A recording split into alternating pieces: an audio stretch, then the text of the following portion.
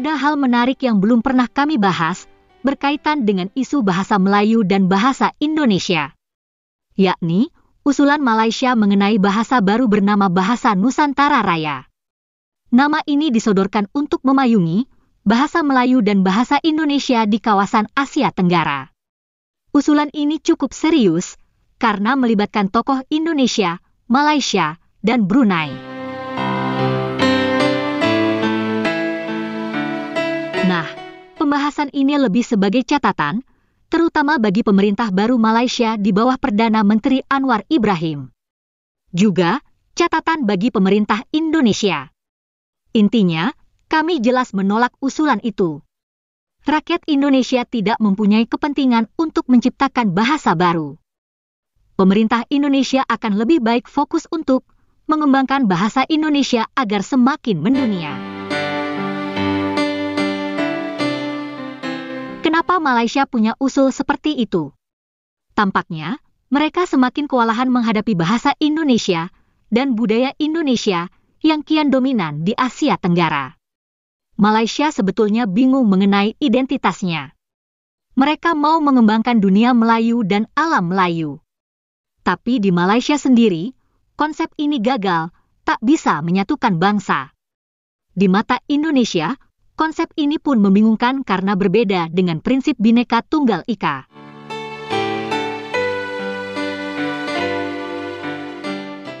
Melayu bagi Indonesia adalah suku Melayu beserta budaya dan adatnya. DNA mereka memang suku Melayu. Tapi konsep dunia Melayu atau konsep Melayu Malaysia amat kacau. Karena orang Madura, Sunda, Jawa, semua dianggap Melayu. Mereka sesungguhnya Melayu palsu. Dan kami menolak keras konsep palsu itu. Sampai mati, orang Jawa tak mau disebut Melayu, kecuali Awang Sarian.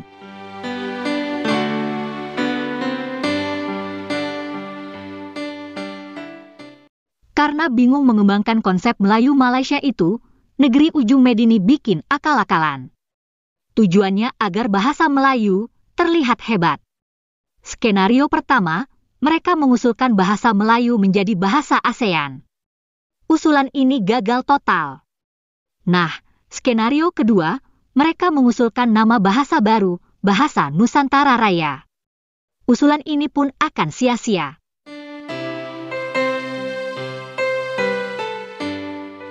Usulan tersebut disampaikan antara lain oleh Profesor Kamarudin M. Said dari Malaysia.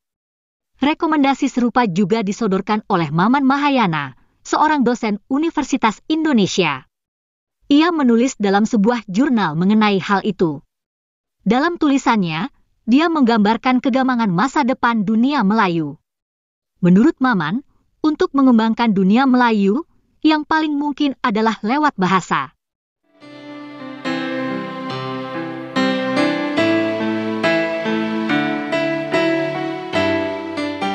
Jelas, kami menolak usulan tersebut. Kami juga menyayangkan sikap Kang Maman, kenapa ia terlalu pusing mengurusi kepentingan negara lain.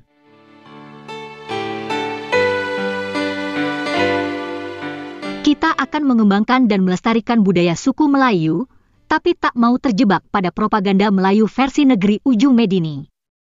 Kami tak mau tertipu oleh propaganda tokoh-tokoh Melayu palsu. Dunia Melayu adalah konsep usang, konsep nostalgia. Indonesia sebagai negara berdaulat memiliki konsep kebudayaan dan peradaban sendiri. Sudah pula sering kita bahas, walau sebagian budaya Indonesia serumpun dengan Malaysia dan Brunei, di Indonesia bagian timur, budayanya berbeda.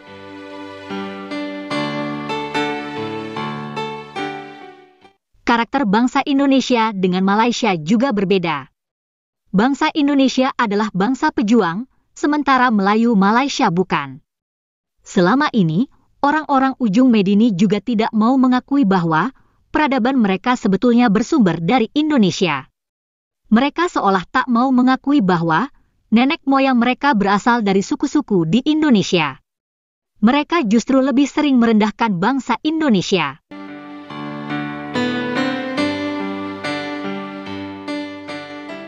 Itu sebabnya, biarlah bahasa Indonesia berkembang sendiri. Biarkan juga bahasa Melayu berkembang sendiri. Biarkan Malaysia memikirkan kebudayaan, peradaban dan bahasa mereka sendiri. Sebagai negara yang katanya sudah merdeka, dan katanya hebat, seharusnya bisa menyelesaikan urusan bangsa dan bahasa mereka.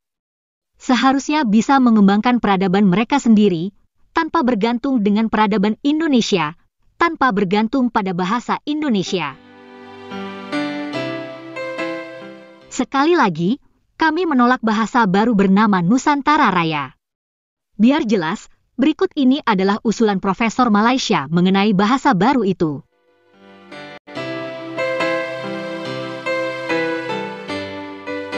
Jadi secara kebetulan, Sumpah Pemuda itu saya juga boleh anggap sebagai satu sumpah Nusantara Raya bagi bahasa serumpun. Tetapi apabila negara bangsa wujud, negara bangsa Indonesia, negara bangsa Malaysia, Brunei, Singapura itu wujud, dan kita harus hormati otonomi negara bangsa itu. Jadi tidak mungkin bagi Guru Besar Indonesia untuk mengubah nama bahasa Indonesia itu kepada nama lain. Tetapi sebagai satu projek yang merentasi sempadan negara bangsa, kita harus memberikan satu nama yang sepunya atau a common name pada bahasa ini. Jadi supaya bahasa serumpun itu boleh hidup membesar dengan sendirinya dengan didokong oleh bahasa negara-negara bangsa yang kita ada ini. Saya mau mencadangkan satu nama baru bagi bahasa serumpun ini, yaitu bahasa Nusantara Raya. Yang pada hakikatnya bahasanya sama, bahasa Melayu. Di Indonesia dipanggil bahasa Indonesia, di Malaysia dipanggil bahasa Malaysia, di Singapura dipanggil bahasa Singapura dan sebagainya. Jadi untuk memudahkan kita supaya kita tidak menyinggung otonomi negara. Tadi saya sudah dengar di Indonesia itu patriotisme bahasanya itu sangat teguh dan saya sangat menyokong pendirian itu.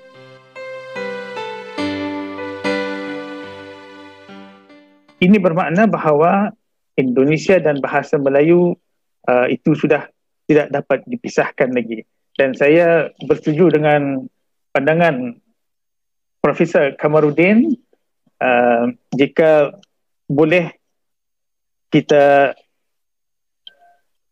namakan ataupun persetujui bahasa yang digunakan ini dikenali sebagai bahasa Nusantara Raya.